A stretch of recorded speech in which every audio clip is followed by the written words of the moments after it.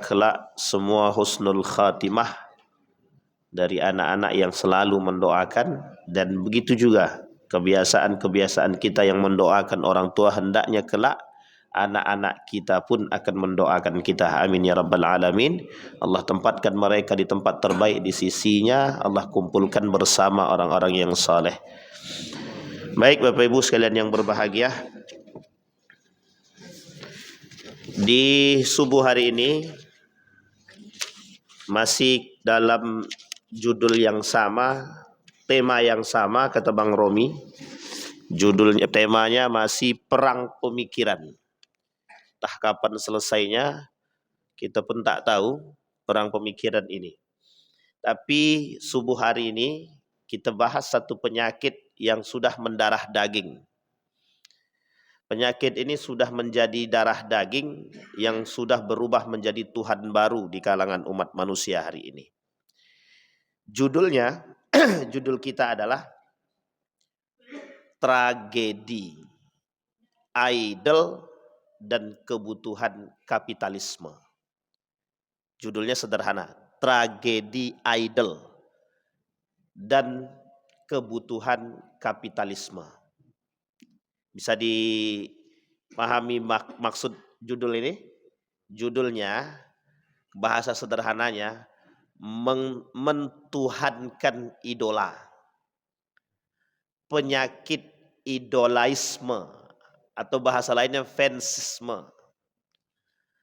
Jadi ada penyakit yang timbul, nama penyakitnya mengidolakan manusia. Fans. Ini terlepas dari siapapun ya. Baik dia seorang mentuhankan seorang ulama, mentuhankan pemain bola, mentuhankan artis, mentuhankan pemimpin, dalam konteks yang israf berlebihan, maka ini yang kita akan coba bahas. Kalau kita kembali kepada sejarah, dulu kalau kita lihat seorang artis ternama, Michael Jackson, berarti tandanya yang paham Michael Jackson udah tua kan begitu. Karena orangnya udah mati kan. Nah, Bang Endar ya pasti kenal lah karena penganut itu.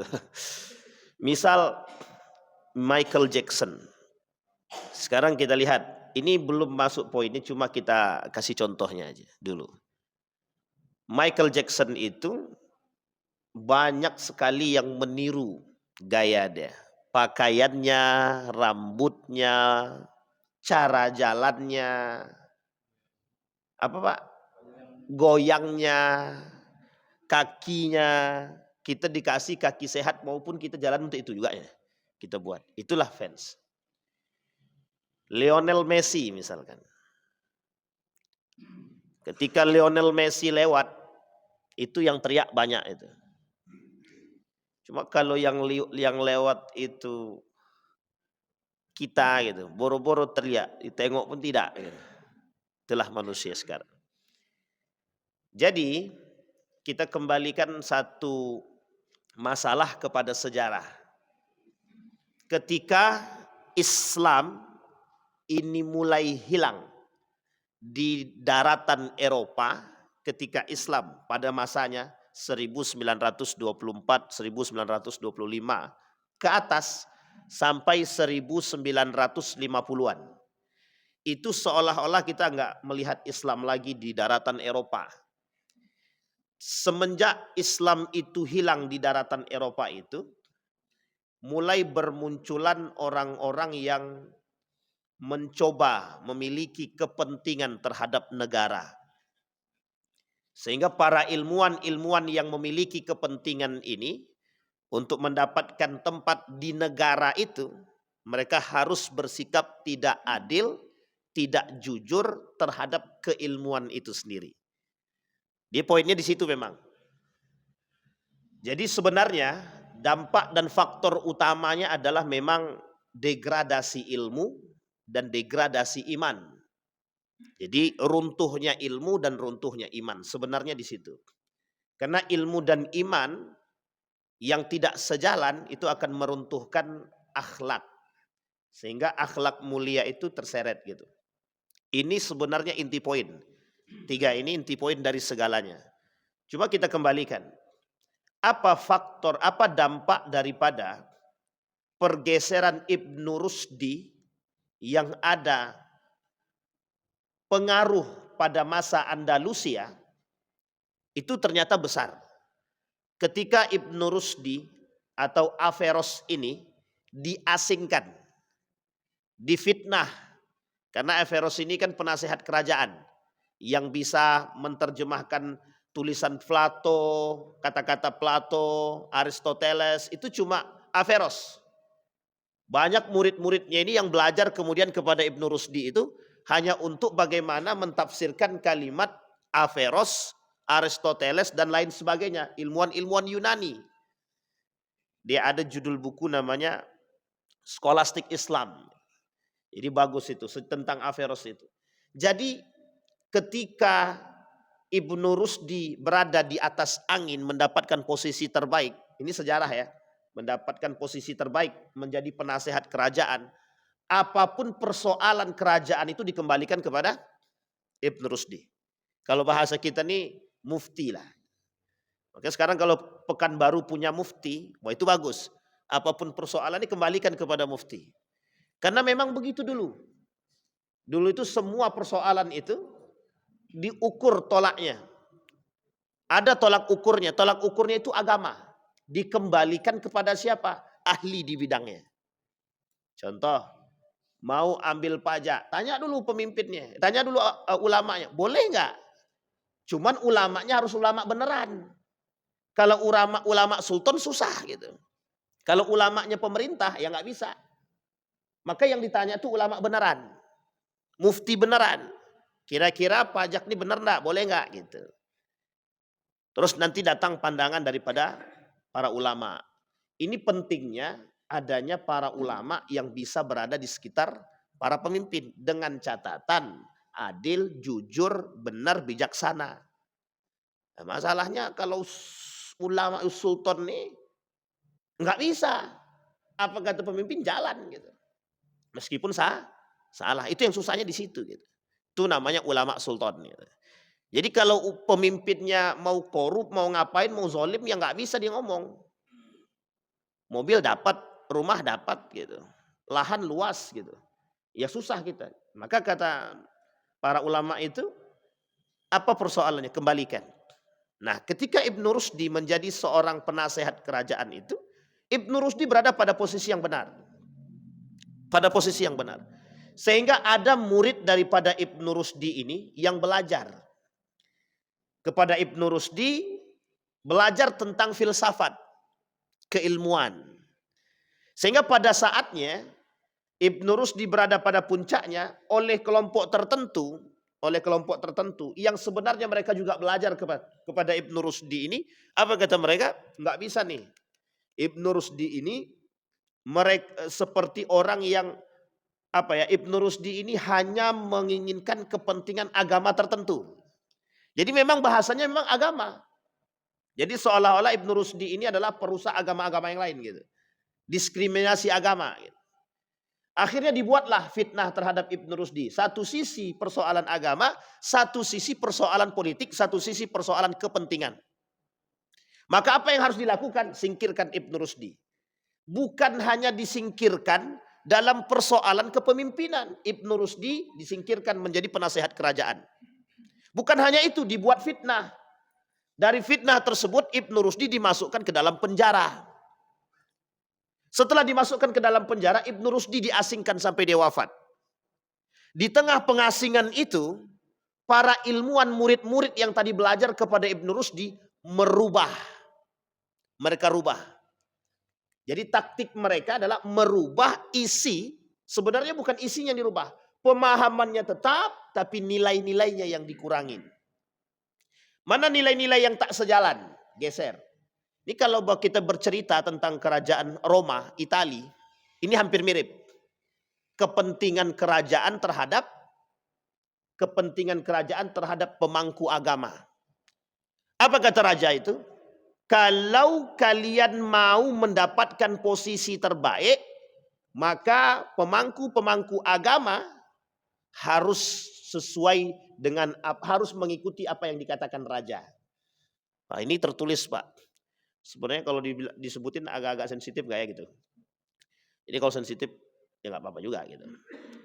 Jadi memang persoalannya begitu. Alkitab itu dulu, Alkitab itu. Ini persoalannya, Pak ya. Jadi Alkitab itu dulu begitu. Apa kepentingan raja? Itu dia yang dimuat. Sehingga banyak terjadi perubahan dan bertolak belakang kadang-kadang. Karena menyesuaikan kepentingan gitu. Nah, ini waktu itu begitu. Sehingga banyak dulu orang-orang yang berkepentingan ini yang sudah menggeser Ibnu Rusdi, mereka merapat. Kalau bahasa kita sekarang ini menjilat lah gitu. Menjilat kepada pemimpin, pemerintah. Dapat nih posisi. Tapi ternyata bukan pada itu dua. Itu hanya kepentingan politik saja. Hanya kepentingan politik, kepentingan golongan. Ternyata apa yang mereka lakukan kemudian hari, cara berpikir mereka ke depan. Yang kita rusak bukan itu. Yang kita harus ambil alih adalah bagaimana kita menjadi Ibnu Rusdi. Bukan Ibnu Rusdinya, tapi kita menjadi Ibnu Rusdi. Kata mereka. Apa maksudnya? Bagaimana Ibnu Rusdi tidak dikenal, yang dikenal adalah kita. Istilah Karl Marx dan lain sebagainya, Marco Polo dan lain sebagainya, para ilmuwan-ilmuwan barat itu tidak ada satupun yang bisa lepas daripada pemikiran Ibnu Rusdi. Tidak ada. Tidak ada yang bisa lepas yang persoalan sosial. Tidak ada yang bisa lepas dalam pemikirannya Ibnu Khaldun. Tidak ada. Sulit kita temukan, Pak. Karena ulama sekarang cerdas-cerdas. Setelah mereka teliti ternyata banyak pengaruh pemikiran Ibnu Khaldun dan Ibnu Rusdi dan beberapa ulama yang lain itu yang mempengaruhi daratan Eropa yang hari ini dikenal. Cuma ada cumanya. Pergeseran nilai ini yang menjadi persoalan kita. Kalau seandainya mereka merubah tapi nilainya tetap jalan itu sebenarnya nggak ada masalah. Hanya saja mereka bermasalah pada ketidakjujuran. Makanya ilmuwan muslim itu baru dikenalkan kepada kita itu mulai pada abad ke-20. Sebelum itu kita nggak kenal itu, Pak. Bapak Ibu boleh cek deh dalam sejarah. Nggak ada itu. Ilmuwan muslim itu dikenalkan itu nggak ada. Bahkan orang tahunya cuma itu-itu aja. Padahal banyak sekali ilmuwan muslim itu. Kita ambil contoh Ibnu Hayyan gitu. Siapa yang tahu Ibnu Hayyan? Mungkin kita sekarang kalau ditanyakan siapa Ibnu Hayyan, paling kita buka Google, Mbah, siapa Mbah gitu. Baru kita tahu. Kalau enggak kita nggak kenal itu Ibnu Hayyan itu siapa. Karena memang itu tujuannya. Bagaimana caranya ketika Ibnu Rusdi sudah disingkirkan Ibnu Rusdi ini, maka ada hal lain yang harus mereka lakukan ke depan. Apa hal lain yang harus mereka lakukan? Merubah pola pikir daripada masyarakat Spanyol ketika itu untuk menghilangkan Islam daripada bumi Andalusia. Bagaimana caranya? Harus dibuat, harus 1800-an itu. Coba bayangkan.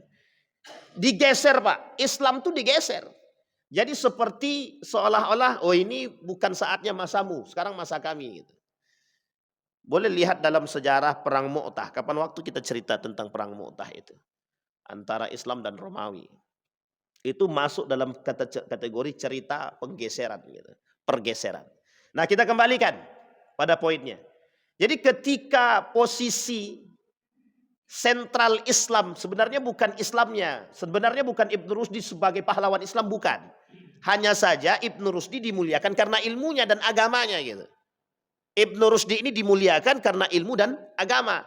Tapi memang fitnah itu besar. Fitnah itu besar. Sehingga dibuatlah fitnah, disingkirlah Ibnu Rusdi. Kemudian para ilmuwan barat muncul. Ilmuwan Eropa muncul. Kemunculan mereka berada dalam dasar tekanan. Kemunculan mereka untuk menggeserkan nilai. Ingat ini kalimatnya baik-baik Bapak Ibu ya. Menggeserkan nilai. Artinya apa? Tidak ada urusan agama di situ. Makanya mereka katakan ilmu bebas nilai. Karena yang digeser pertama sekali dalam ilmu itu adalah nilai. Maksudnya bagaimana? Sekularisasi. Sekularisme. Ya sekularisasi lah bahasa itu. Sekularisasi atau sekularisme. Memisahkan dulu kepentingan negara dengan kepentingan ortodoks agama. Religion, pisahin dulu. Ntar baru tatanan negaranya kalau sudah benar dalam arus logika, selesai. Agama singkirkan dulu. Ntar kalau udah nggak benar, kembalikan kepada agama. Begitu dia. Oh ini udah rusak nih. Ini mesti disebabkan karena pengaruh agama nih.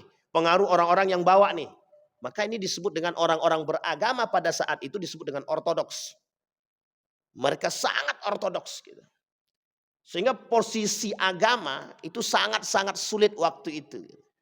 Apatah lagi Islam. Semenjak disingkirkan Ibn Rusdi, Andalusia hancur, selesai.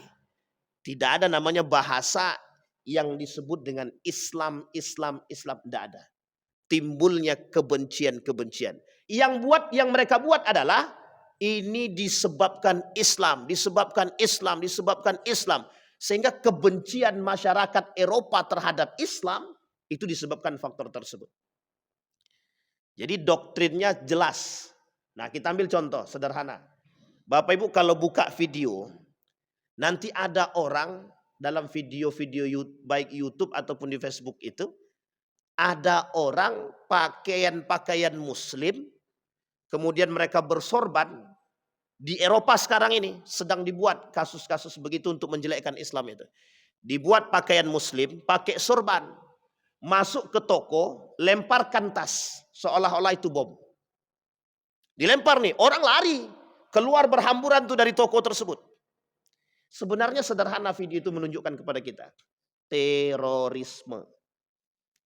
Tapi indikasi terorisme yang mereka lihatkan adalah cirinya muslim. Pakaiannya jubah, pakai surban. Ini sebenarnya strategi lama yang mereka buat untuk membenci Islam. Artinya ada oknum-oknum tertentu yang berada di dalam pura-pura menjadi seorang muslim, tapi dia buat kekerasan atas nama Islam. Inilah bahasa teror. Jadi sebenarnya begitu, untuk merusak itu begitu dia. Sehingga rusak apa? Ini sudah lama, 1800-an itu pernah terjadi. Ketika penyingkiran Ibn Rusdi begitu. Bagaimana caranya citra Islam harus buruk? Maka mereka harus bisa berada pada posisi tersebut. Maka dijelekkanlah Islam tersebut. Kebencian orang terhadap Islam pada masa itu sangat tinggi. Sampai pada tahun 1900-an, 1970 ke bawah. Itu bencinya bukan main terhadap Islam itu. Bencinya bukan main. Sampai nama saja, kalau namanya Muhammad geser. Maunya namanya siapa? Ya terserah, pokoknya jangan Muhammad, jangan nama-nama Islam. Nggak bisa Pak. Pakai nama Islam salah, pakai nama Muhammad salah, Ibrahim salah. Tapi pakai Abraham boleh. Pakai nama Yusuf salah, pakai nama Yosef boleh. Jadi harus sebegitunya. Sebegitunya mereka bencinya dengan Islam itu.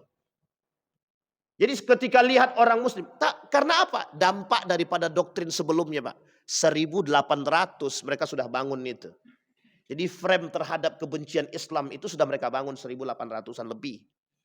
Semenjak Andalusia runtuh, habis. Bayangkan, ketika mereka ingin menghancurkan Islam. Nah kemudian Bapak Ibu sekalian yang berbahagia, ketika Turki Utsmani runtuh. Turki Utsmani runtuh 1924 itu, 25 itu. Habis, Islam habis. Inilah masa akhir daripada Islam itu terakhir. Bahasa Islam itu terakhir. Kalau bahasa sejarahnya begitu. Tidak ada lagi yang disebut dengan Islam. Yang ada adalah Eropa. Maka Islam ketika itu identik dengan Timur Tengah atau Timur. Sementara Barat ketika itu identiknya adalah Eropa. Maka disebutlah pertarungan pertarungan Barat dan Timur. Nah, jadi bahasanya Barat versus Timur. Bahasa ini doktrin. Bahasa ini bahasa untuk merusak. Seolah-olah yang datang dari Timur Tengah itu rusak. Yang datang dari Timur Tengah rusak. Ini kental banget Pak. Ketika saya jadi mahasiswa, itu bahasa ini kental banget. Apa kata dosen saya itu? Jangan kau bawa-bawa jubah itu ke sini lagi. Jangan kalian bawa-bawa Islam itu ke sini. Sampai hanya dari pakaian sampai daripada pemikiran. Jadi kalau kita membahas Imam Al-Ghazali, Ibn Rusdi, mereka nggak mau terima itu. Kata dosen-dosen filsafat saya itu, jangan yang kayak gitu dibahas. Kita bahas Immanuel Kant, Karl Marx, Joseph Schumpeter, dan lain sebagainya. Wah, saya bilang, ya ini. Yang justru menghilangkan doktrin agama dari kita adalah orang-orang yang terjangkit penyakit tersebut.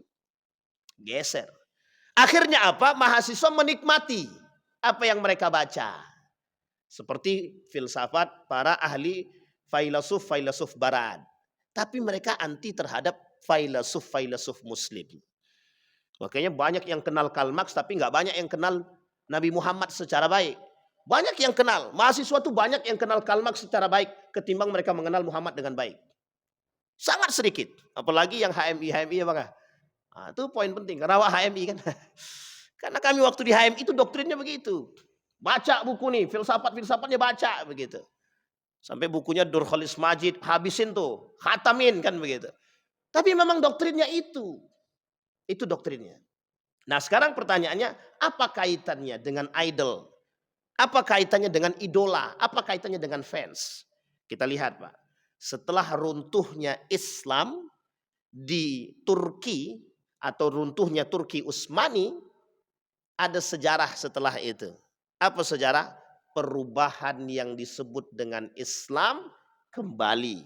Islam asing di telinga umat muslim ini. Muncul peradaban barat. Muncullah bahasa yang disebut dengan westernisasi. Kebarat-baratan. Sekarang apa yang terjadi? Para ilmuwan-ilmuwan barat dengan gaya berpikir yang bebas nilai tadi, mereka munculkan satu ideologi yang disebut dengan gerakan liberalisme. Artinya membuat mereka berpikir bebas, apapun yang mereka buat bebas. Mereka mau buat seperti apapun silahkan. Tidak ada masalah. Yang penting kreatif. Yang penting tidak ditekan. Yang penting bebas. Berbuatlah. Lakukan sesuka hati. Asal itu baik. Masalahnya asal itu baik itu tidak punya standar.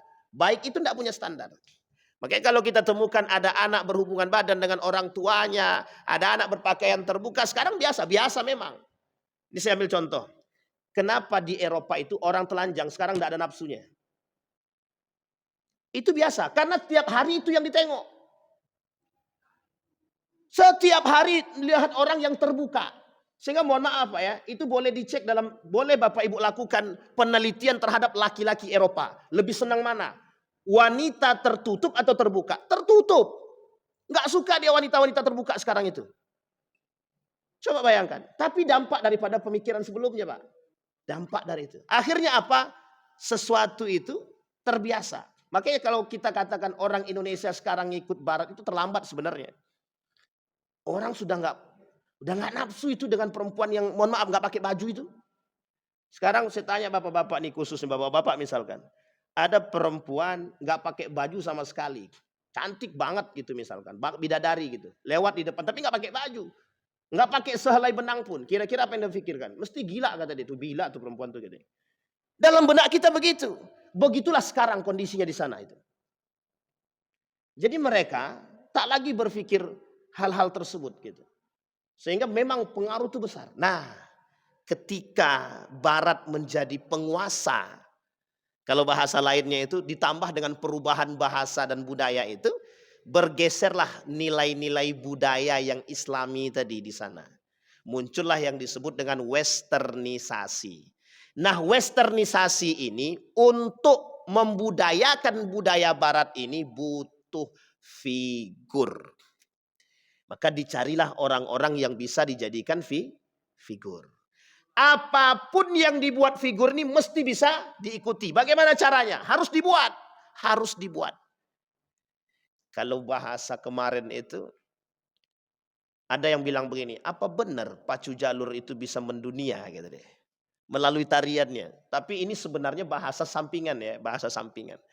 Kata dia, mana mungkin, itu mesti kerjaannya adalah orang-orang yang rajin di bidang teknologi. Jadi bagaimana caranya ini bisa viral. Oh, maka dimasukkanlah ke lembaga-lembaga tertentu yang bisa memviralkan secara masif. Jual gitu.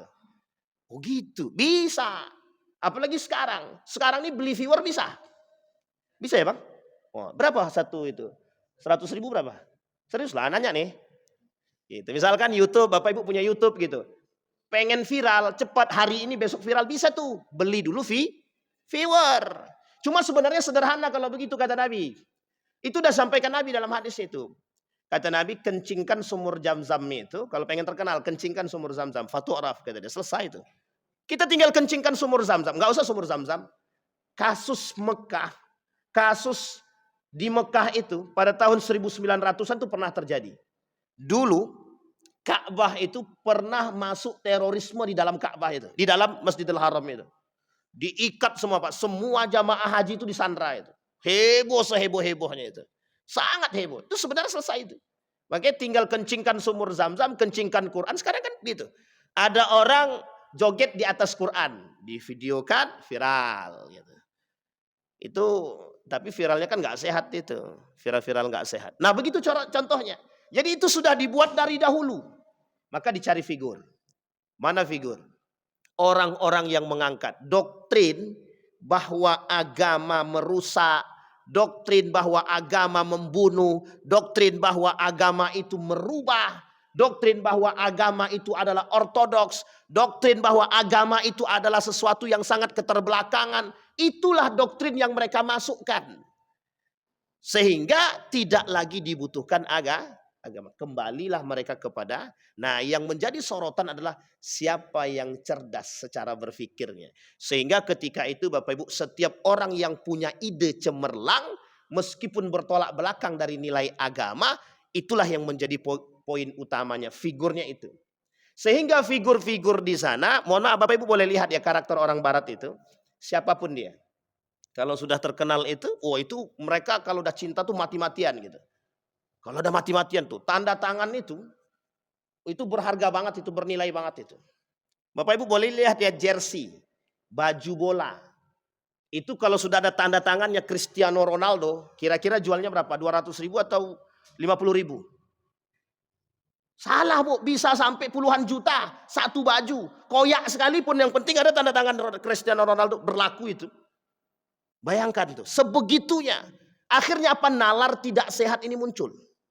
Nalar tidak sehat.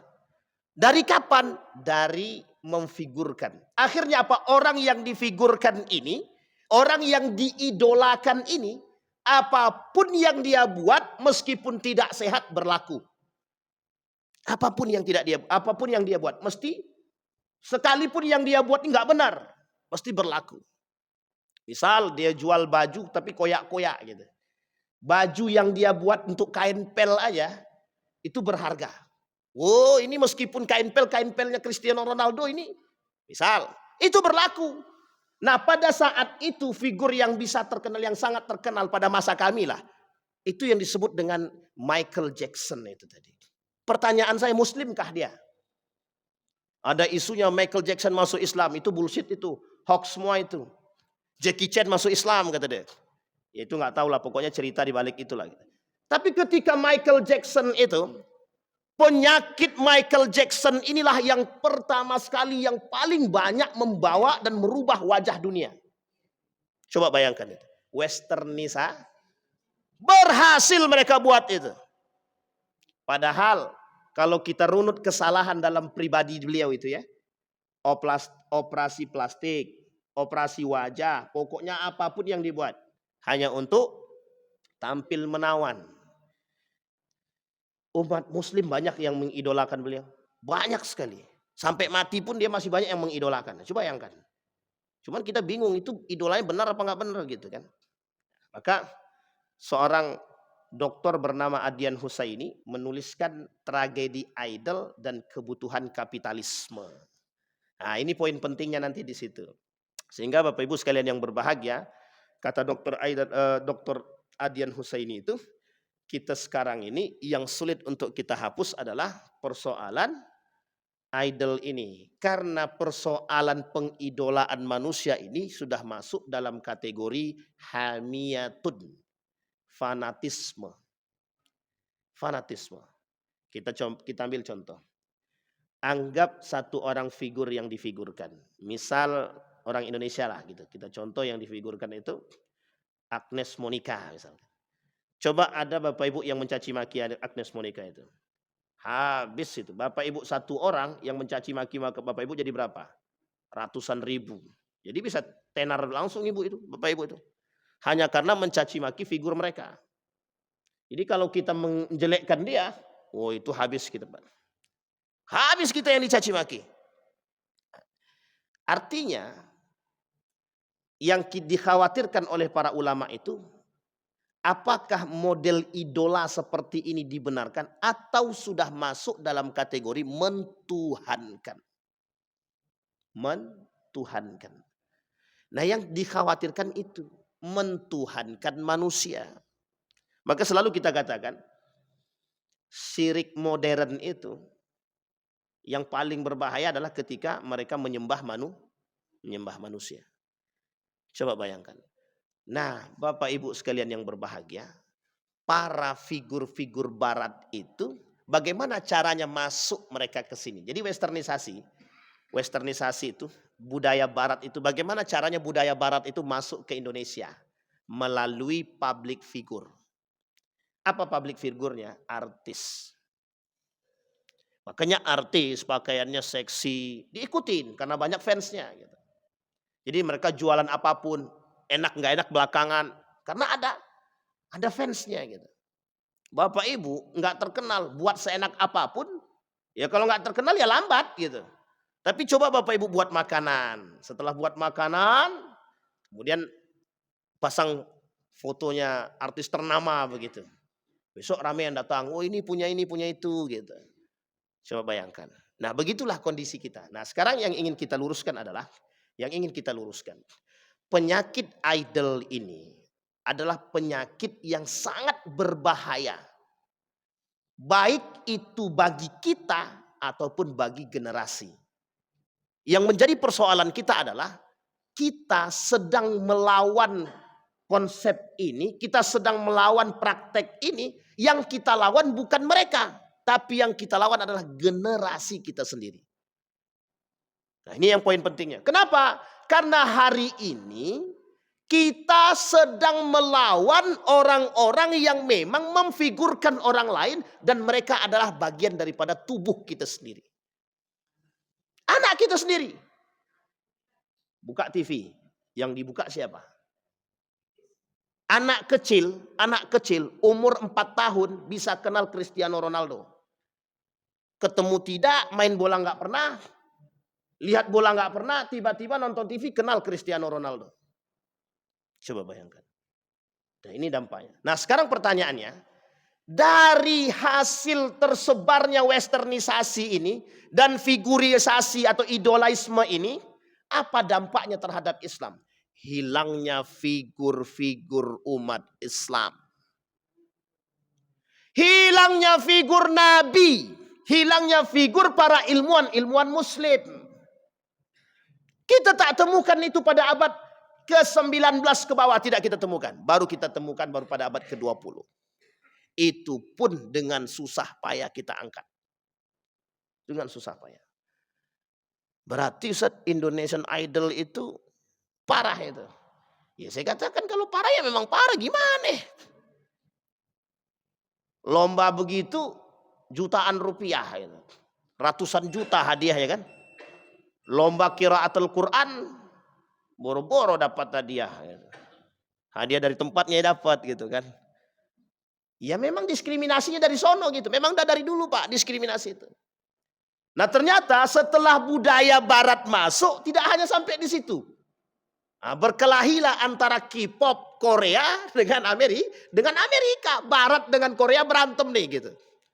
Nah, maka terjangkit penyakit terus kita itu. Dulu banyak kalau kita runut-runut banyak penyakitnya. Ada dulu apa namanya? Gangnam Style. Joget K-pop. Pokoknya kita nih malu dengan budaya kita sendiri. Apa? Penyakit dangdut cesar kata deh. Itu pada masanya. Kita nih malu Pak. Itu karena apa? Mengapa bisa tersebar seluas mungkin begitu? Budaya-budaya barat, budaya Korea yang merusak nilai-nilai Islam itu. Itu karena malunya umat muslim mengakui identitas mereka sebagai muslim. Malunya umat muslim mengakui identitas dia sebagai seorang muslim. sampai hari ini kita tidak benar-benar dalam kategori berani mengakui keislaman kita. Apa contohnya? Beranikah kita mengatakan kami Muslim, say no to drug, say no to riba, say no to kriminal? Enggak, Pak. Say no to westernisasi, tidak.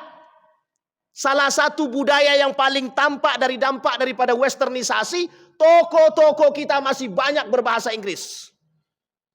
Karena apa? Karena kita mengatakan kami pengen gaul, bahasanya agak bagus dikit, bahasa Inggris.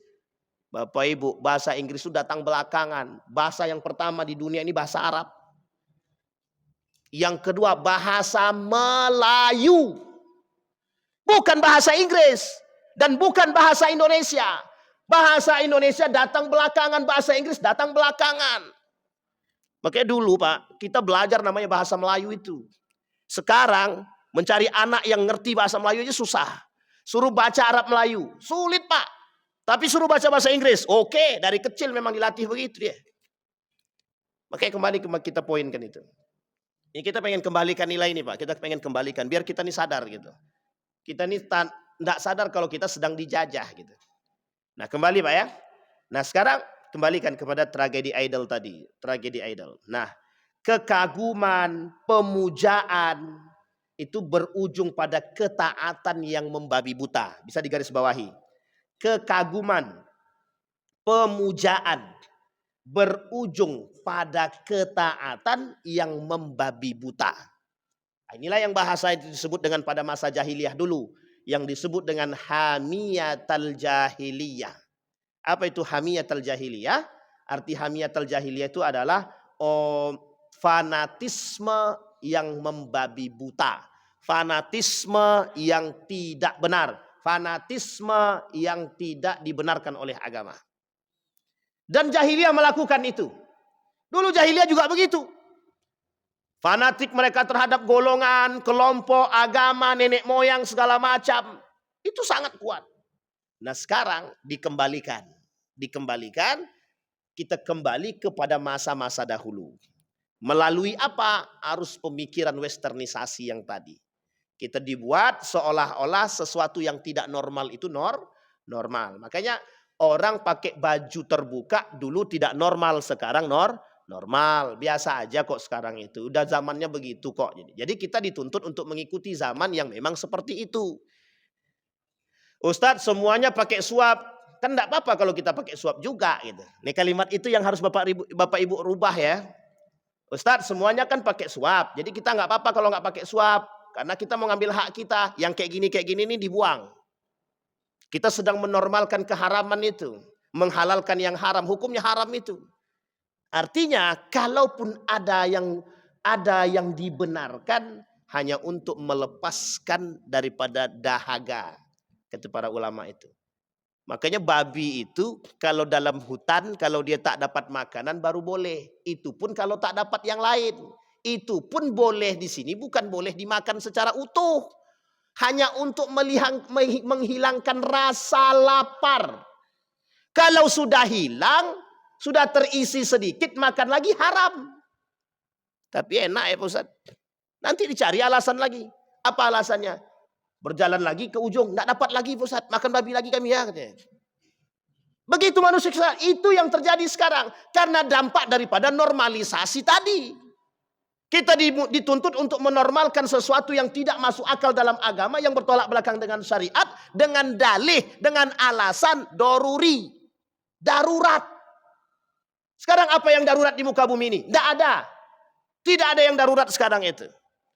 Yang darurat sekarang itu cuma satu. Darurat agama. Itu yang paling penting.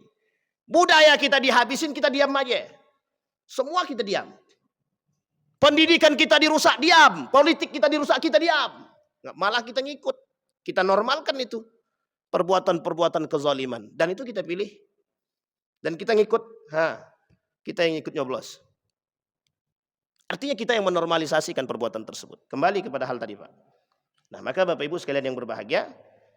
Poin kita di situ. Nah ketika mereka mentaati atau melakukan ketaatan yang membabi buta. mereka akan melakukan penyembahan. Disinilah kata beliau yang masuk dalam kategori mentuhankan manusia. Saya selalu melihat ini Pak. Orang-orang ketika ketemu dengan fansnya menangis. Nengok Ka'bah biasa aja. Nengok fansnya nangis Pak. Berpelukan. Mohon maaf ya Bapak Ibu ya. Mohon maaf. Perempuan ketemu fansnya. Rela Pak dipeluk Pak. Peluklah sesuka hati deh. Coba. Laki-laki juga gitu. Ketemu fansnya perempuan. Wah berpelukan. Ya Allah ya Rabbi. Coba Bapak Ibu lihat tradisi artis kita. Cipika-cipiki laki-laki perempuan. Saya tanya itu halal nggak tuh? Yang kayak gitu tuh Pak. Itu dampak dari mana? Dari barat itu Pak. Dari barat. Saya punya seorang dosen. Lulusan Belanda. Apa kata beliau? Orang cuma cipika-cipiki aja. Ngapain ente segitunya betul? Pak, dalam agama kami haram itu. Jangankan cipika-cipiki. Salam-salaman ini haram sebenarnya. Ente terlalu katrok kan katanya. Begitu kan saya. Dibilang ya awak katrok. Sebenarnya mungkin katrok iya juga. Memang awak katrok gitu. Cuma karena katroknya awak memang tidak mau melakukan perbuatan tersebut. Bukan kita tak tahu. Mereka ingin bawa itu. Sudah biasalah kalau begitu tuh. Cipika-cipiki laki-laki perempuan. Ini budaya barat. Budaya barat kalau bertentangan dengan agama haram. Nggak usah dibawa ke sini. Jangankan di sini, di sono juga haram. Sekalipun itu budaya barat. Mereka menormalisasikan, ada dampak, ada sebabnya, ada. Mengapa mereka menormalisasikan hal begitu? Liberalisme. Jadi dari gaya berpikir mereka yang biasa tadi, akhirnya mereka paksakan itu Pak untuk biasa. Dipaksakan untuk biasa. Itulah poinnya kenapa Ibnu Rusdi harus diasingkan. Jadi dianggap kaku. Ibnu Rusdi ini datang dengan nilai yang kaku. Sehingga ketika orang-orang yang berpikir kreatif seperti ini dianggap orang yang pahlawan.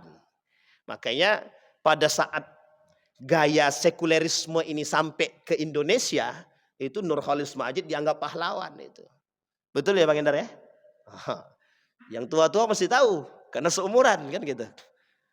Mereka dianggap pahlawan, pembela. Yang membela toleransi, yang membela hak asasi dan lain sebagainya. Tapi mereka lupa membela hak agama. Yang mereka lupa adalah membela hak agama. Baik. Sekarang dari tragedi idol dan kebutuhan kapitalisme. Sekarang perhatikan baik-baik. Kita ambil logika sederhana. Logika sederhana saja. Misal, kita ambil contoh Bang Endar pengusaha sawit. Dia cari figur yang ternama. Yang ternama. Siapa figurnya misalkan? Anggap saja Michael Jackson.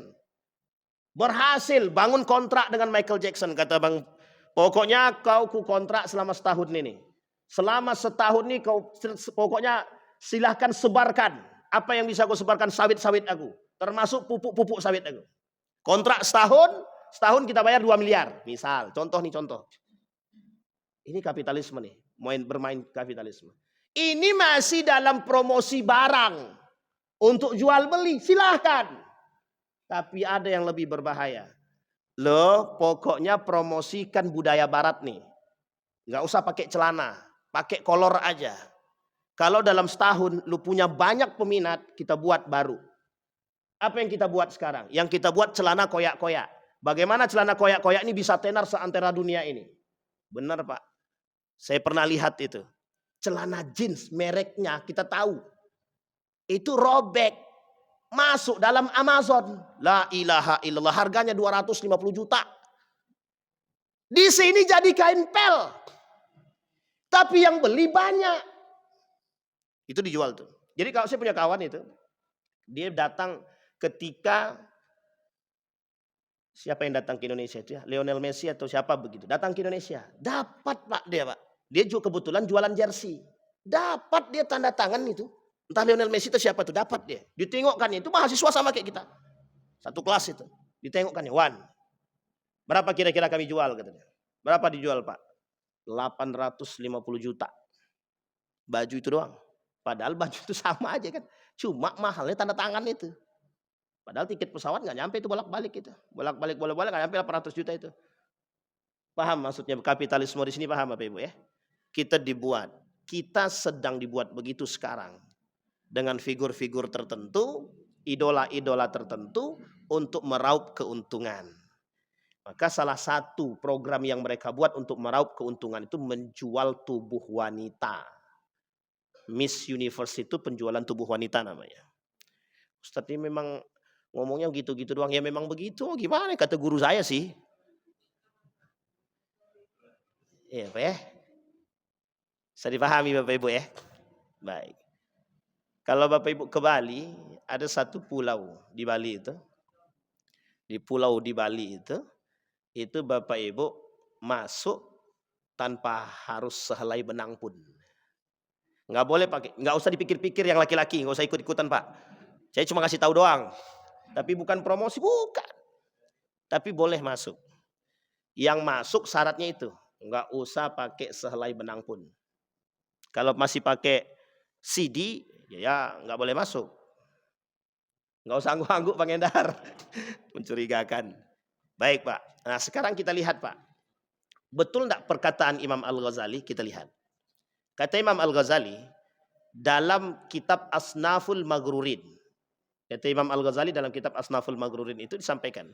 Minal maghrurin arbabul ibadat wal a'mal. Satu. Yang kedua, kata Imam Al-Ghazali arbabul amwal wa firaquhum. Mereka tertipu dalam urusan harta dan urusan kelompok, kata Imam Al-Ghazali. Jadi ini, cuma kan kita nggak paham. Kita nggak paham dengan hal-hal tersebut. Seolah-olah yang kita beli itu mewah, wow gitu. Karena kita mengidolakan. Nah, kalau dulu di Indonesia ini banyak mengidolakan Rhoma Irama, mengidolakan artis-artis dangdut. Gitu. Tapi dampaknya apa? Itu tadi. Kita lebih senang mendengarkan dangdut daripada, mohon maaf, kita datang konser mereka tapi kita nggak sholat itu. Nah penyakit ini Pak tertular dalam urusan agama sekarang. Penyakit yang seperti ini tertular dalam urusan agama. Maulid Nabi rame yang datang, sholat cuma satu sop. Ini saya kemana-mana saya sampaikan terus nih Pak.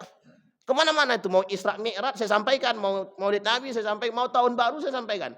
Anda datang sampai masjid nggak cukup Pak. Tapi pas sholat Isya, nggak usah subuh lagi, sholat Isya. Setengah sop aja empot-empotan kita manggilnya Pak Allahu Akbar sampai udah mau putus surat ini. Manggil tetap juga nggak datang-datang. Coba bayangkan. Tertularnya di situ. Bercampurlah laki-laki dan perempuan. Kita buat acara tapi kita buat acara keislaman. Tapi yang kita terobos apa? Batas-batas keislaman. Campur tuh laki-laki perempuan. Kita nggak sadar tuh. Kita buat acara Maulid Nabi. Kita suruh perempuan tampil. Sambil pakai hadro joget-joget. Kadang-kadang kita ini di otak kita ini sedang didiskriminasi oleh urusan-urusan dunia dan mengkerdilkan agama di dalam pikiran kita sendiri. Begitulah kita sekarang. Nah sama dengan yang tadi. Kita tanpa sadar dimatikan agama kita oleh figur. Dimatikan oleh idola. Nah tanpa kita sadari orang yang melakukan idola tersebut meraup keuntungan.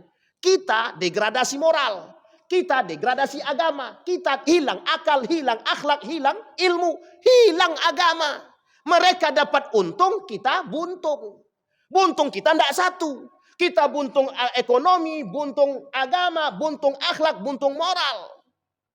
Habis Pak.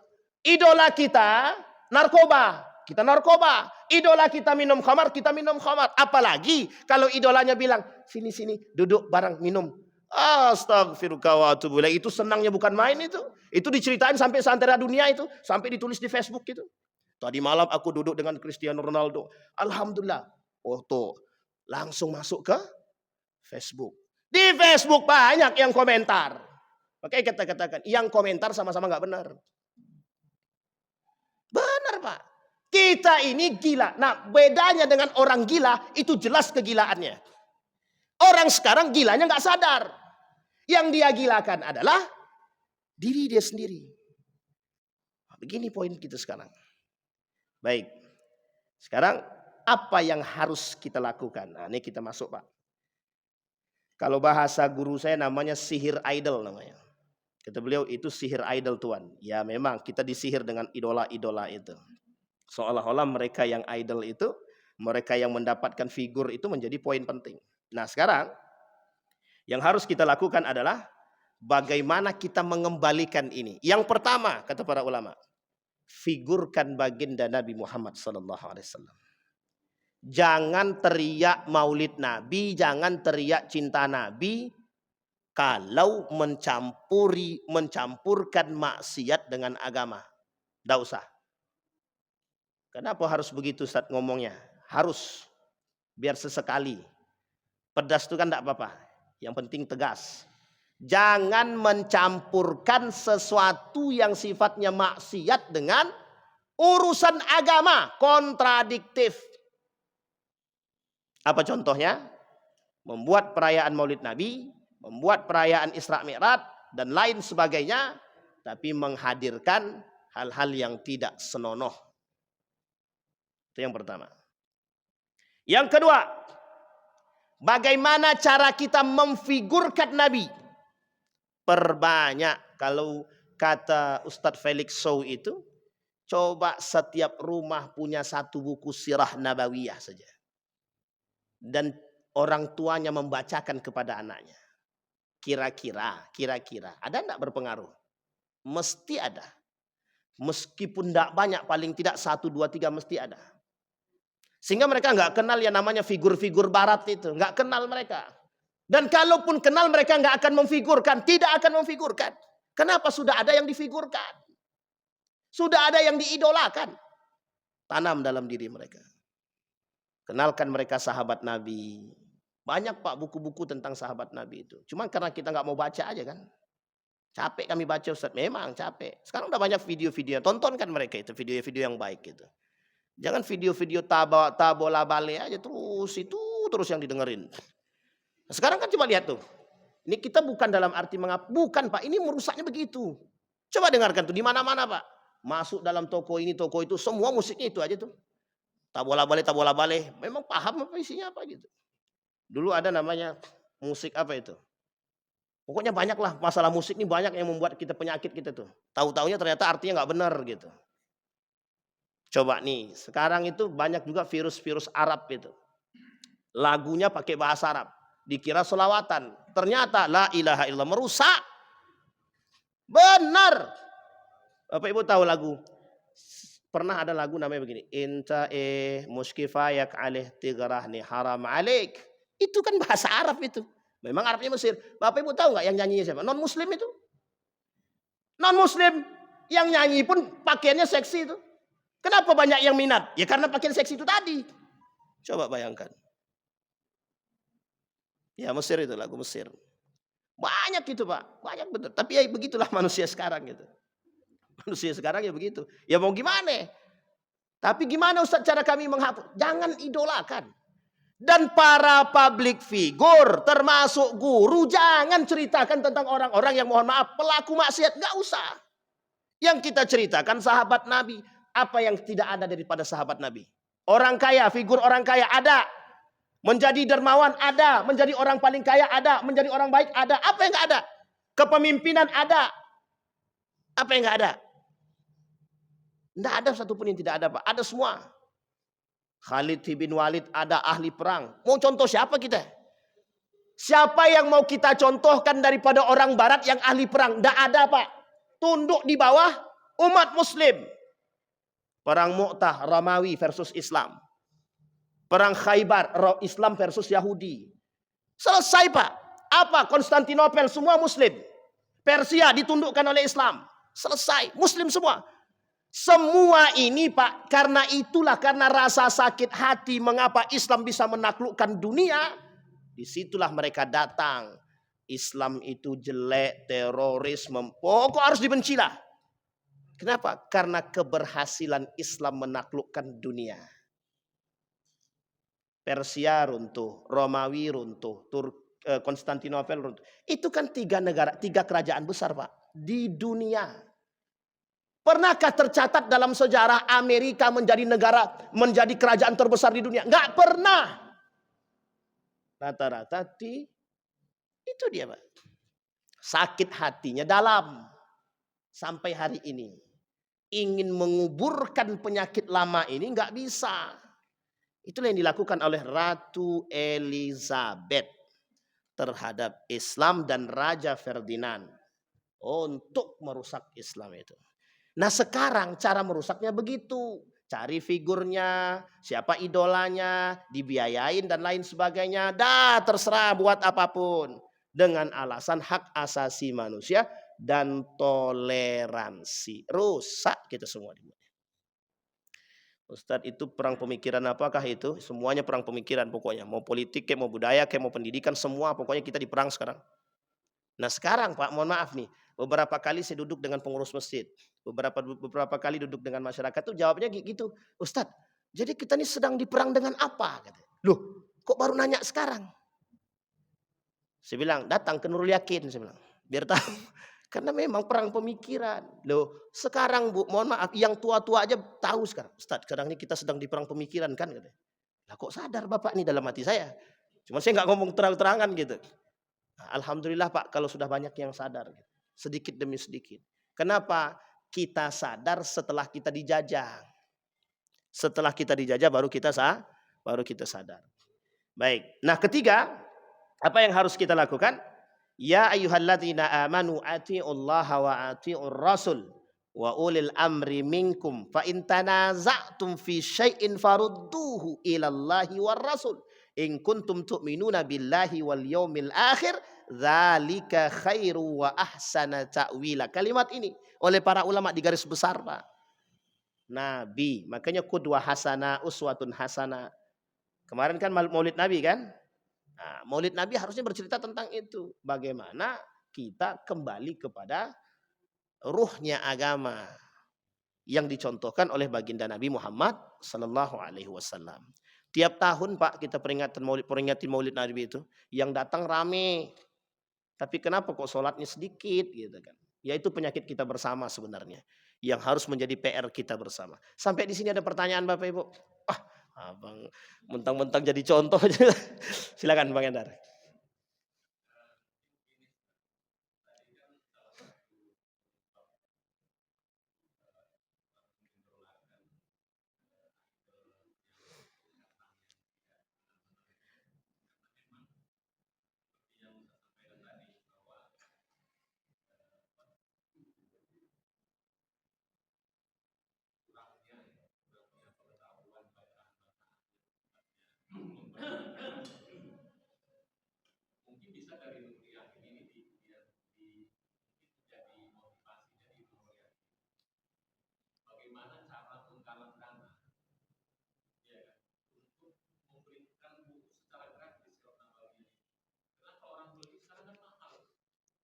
Benar.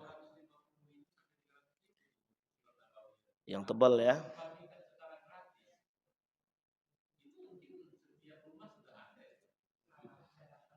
Benar.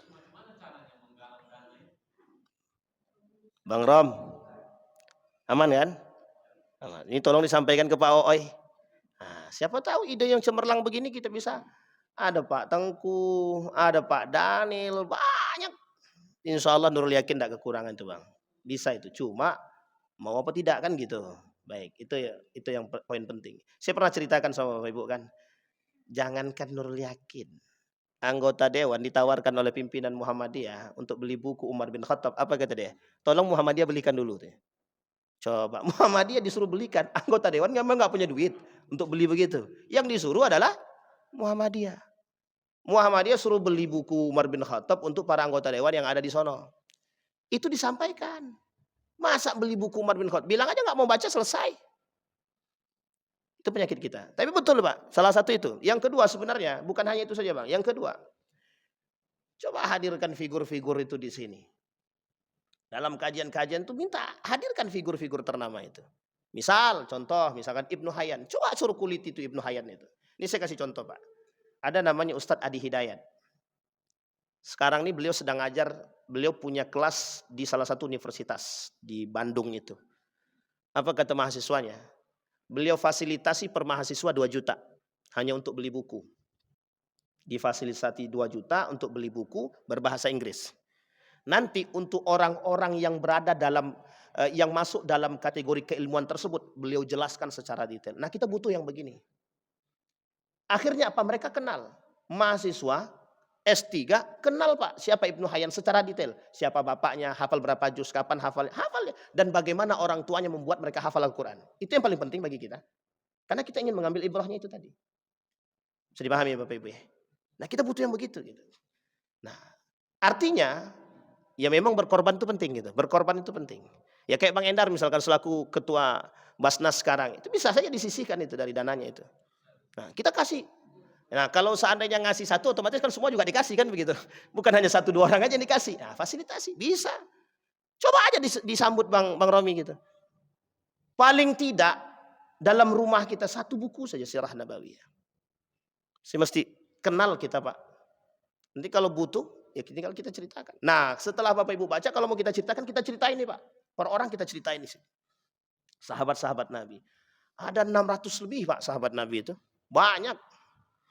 Cuman kan yang kita kenal kan cuman itu aja. Ali bin Abi Thalib, Utsman bin Affan, Umar bin Khattab, Abu Bakar, Khulafaur Rasyidin. Karena sering kita dengar. Tapi masih ada sahabat-sahabat Nabi yang lain. Urwah.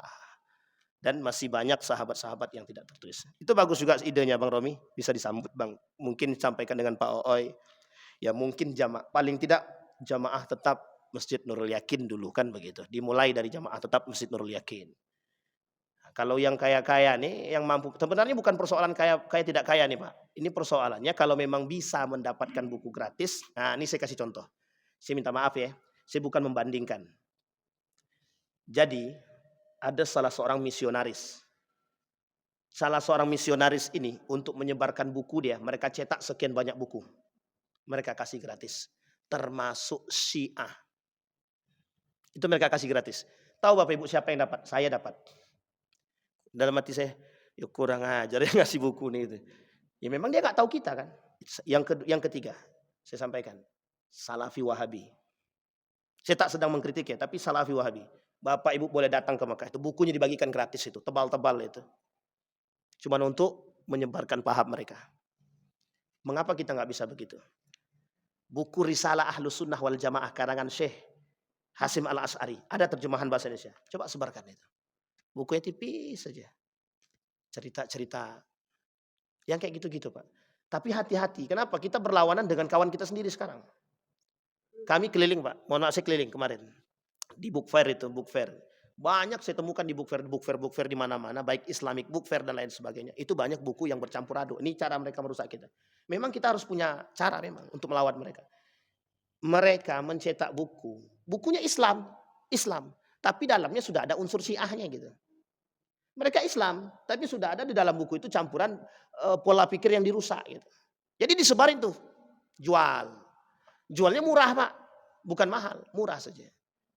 Maka mengapa anak-anak sekarang juga lebih kenal dengan para filsuf Barat itu ya karena memang menjual buku filsafat Barat ini juga tidak terlalu mahal sebenarnya gitu. Dibandingkan dengan buku yang Islam ini memang. Sirah Nabawiyah 200 lebih misalkan. Ibnu Khaldun 300 Muqaddimah gitu kan. Ya memang dengan buku yang mahal tadi mungkin ya itu tadi. Satu itu, yang kedua memang daya baca kita, memang minat baca kita kurang, sangat kurang. Indonesia termasuk negara yang paling sangat jauh ketinggalan daya minat Kemarin kita suruh baca mahasiswa, jawaban sederhana. Kami copy paste aja lah Pak, katanya, selesai katanya. Mahasiswa kita suruh baca, jawabannya selesai aja. Bapak jelaskan aja biar kami yang dengarkan gitu. Jawab. Itulah mahasiswa sekarang. Mahasiswa S1, S2 podo wae rek. Ngono tok. Bapak yang bacakan biar kami yang dengarkan ya. Awak bacakan tidur dia. Apa nama tak ketelempang gitu Pak. Astagfirullah. Itu ya Bang Endar ya, Bang Romi, itu bagus juga Bang. Kalau memang bisa kita fasilitasi dan beliau sudah oke juga kan, dan beberapa para jamaah saya kira oke juga itu untuk membeli hal tersebut, paling tidak Sirah Nabawiyah itu. Nah, nanti sambil jalan ini kalau ada enak memang kalau pada pegang buku sirah kita cerita, wah itu enak sekali itu memang. Cuman jangan pas lagi diterangin baca buku akhirnya nggak selesai itu. Nggak jadi yang cerita nggak bisa didengarin. Baik, ada pertanyaan lain Bapak Ibu? Cukup ya? Silakan Tok. Waalaikumsalam warahmatullahi wabarakatuh.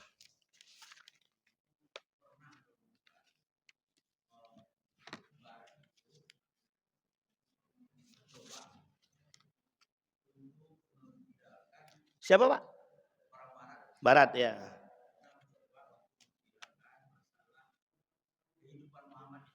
Mm-mm.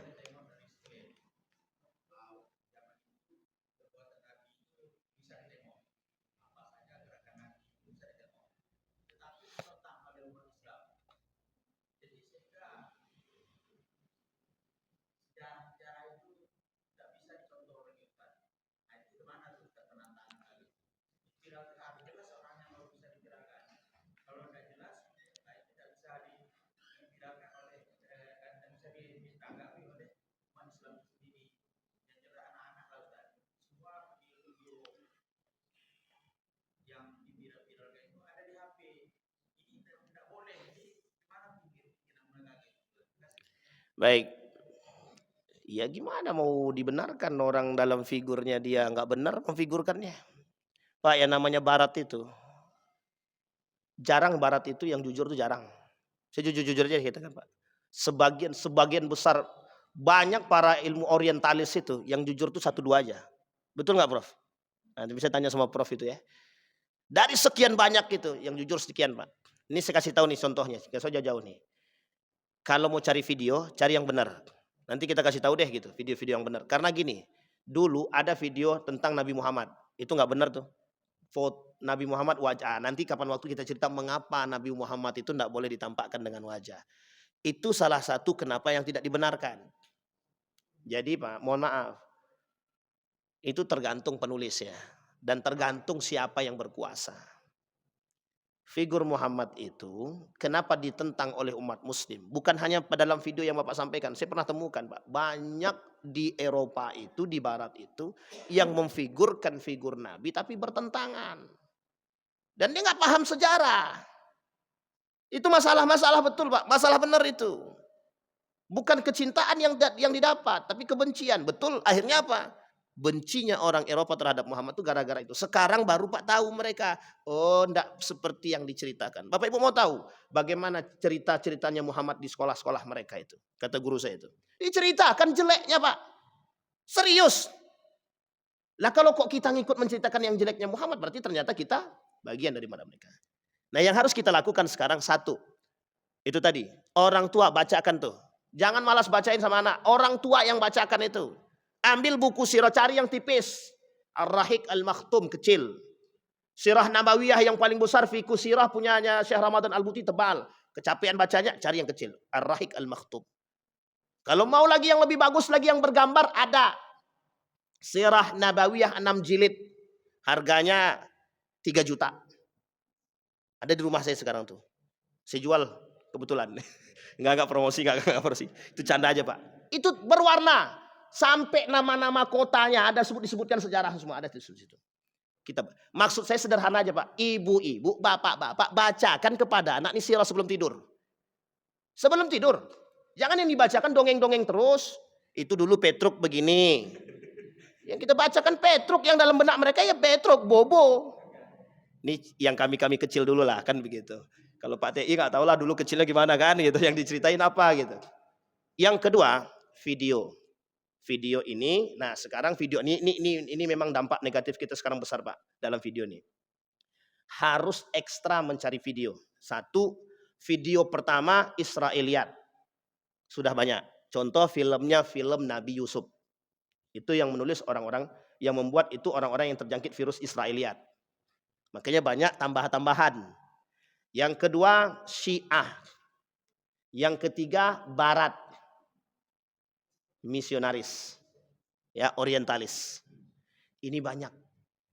Nah sekarang, bagaimana cara kita mencari video yang benar, Nah, kapan waktu kalau Bapak Ibu butuh videonya, saya tidak bisa sampaikan karena memang saya tahunya namanya saya juga lupa nama videonya apa gitu. Yang jelas ada tulisannya Ar-Risalah berbahasa Arab Fushah itu dibuat oleh orang-orang Yaman biasanya, kalau nggak salah itu. Nah cari videonya. Dalam berbahasa Indonesia sudah banyak juga. Sekarang ada namanya videonya memang kartun ya. Itu Al-Qalam. Saya tidak dalam sedang promosi. Nanti di-cut aja yang terakhir kalau takut promosi. Tapi yang begini-begini penting. Cerita-cerita begini, video-video. Karena kalau tidak mohon maaf Pak. Saya sudah terjebak. Dan kami terjebak dalam sekian banyak video. Al-Manar ternyata bukan. Yang itu ternyata Syiah. Yang ini ternyata Israiliyat.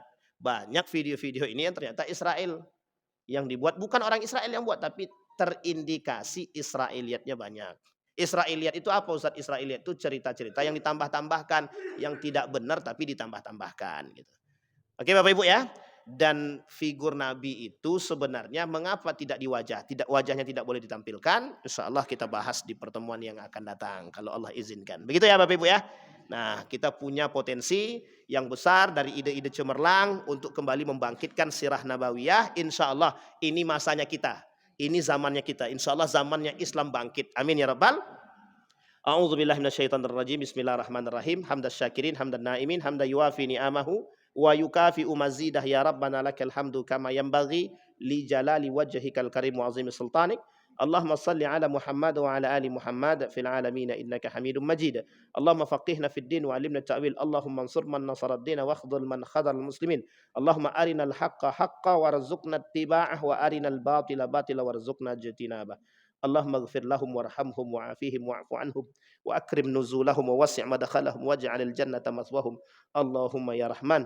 Allahumma ansur ikhwanana al-mujahidin fi Palestin wa fi Gaza wa fi kulli makan. Allahumma dammiril yahud.